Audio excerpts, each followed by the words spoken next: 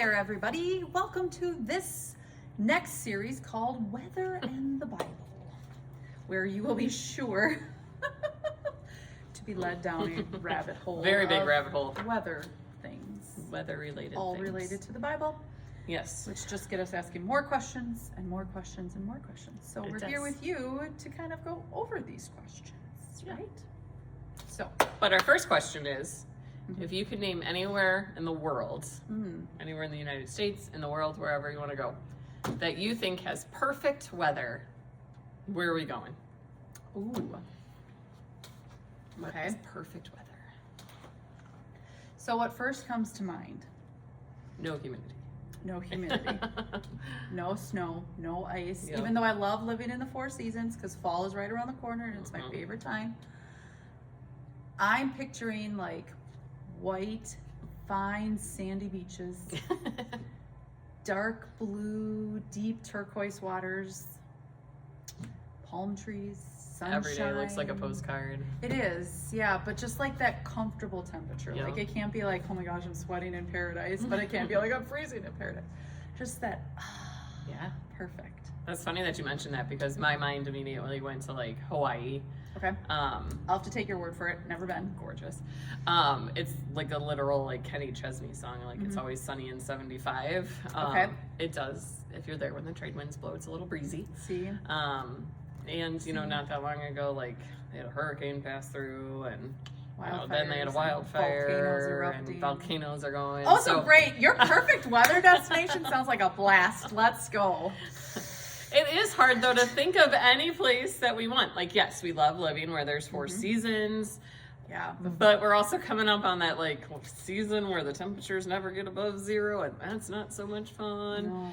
No. You could go down south and avoid that, but then you know there's the seasons where the temperatures never below 100. Yeah. It's a dry heat. It's a dry heat. So is my oven. Not gonna sit in there either. So really, any place that we go is going to have some sort of extreme method of weather. But there was one place that is, or was absolutely perfect, and that was the Garden of Eden, when God first created the world. Yeah, you might think we're taking the easy way out and talking about the lack of weather for our first segment of weather in the Bible, but it is interesting to go all the way back to the beginning. Which is a very good place to start. And see what it was like for them then at that time. So did you know there wouldn't have even been rain when God created the earth? Yeah, so the days of creation, we go through and we see that God planned out each day what he was going to create. So we've got light and dark and moon and stars and plants and animals and water animals and land animals. And then we finally get to the part where he creates Adam and Eve.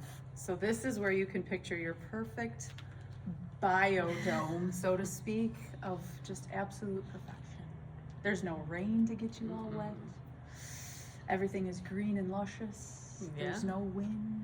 You're not dragging your hose out to water the raspberry bushes because how did God take care of that? Well, of course he had a way. So if you look in Genesis chapter 2, starting at verse 4, it says, "This is the account of the heavens and the earth when they were created.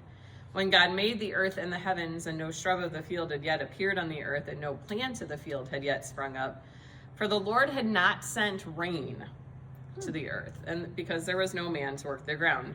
But streams came up from the earth and watered the whole surface of the ground."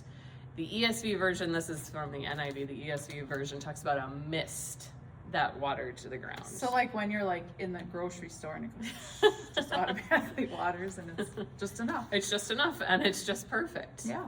Yeah, God had created the perfect system so that Adam and Eve weren't dragging out a hose because they're going, oh golly, it's been 3 weeks since it last rained. I really need to water the green beans. No, God created a perfect atmosphere, the perfect humidity, the perfect barometric pressure. We're gonna have to learn more weather terms. We are. Well, you've got this move down. But he had created the perfect system so that everybody would be able to have life. Adam and Eve, the plants, the animals, everything was in creation. And there was no rain. It was just perfect. It was Like you were just perfect. walking through lush gardens, the little mist coming Yeah. up to take care of everything. Like, I mean, I'm sure that at some point in time, even Hawaii is going to get some rain, maybe. but not Eden. Speaking of rain, that will all change next week when we talk about our next weather in the Bible. Can you guess what's up next?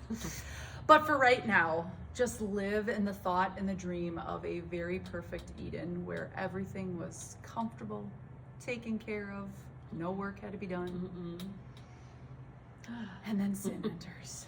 But that's what we'll tackle next week on Weather and the Bible. See you then.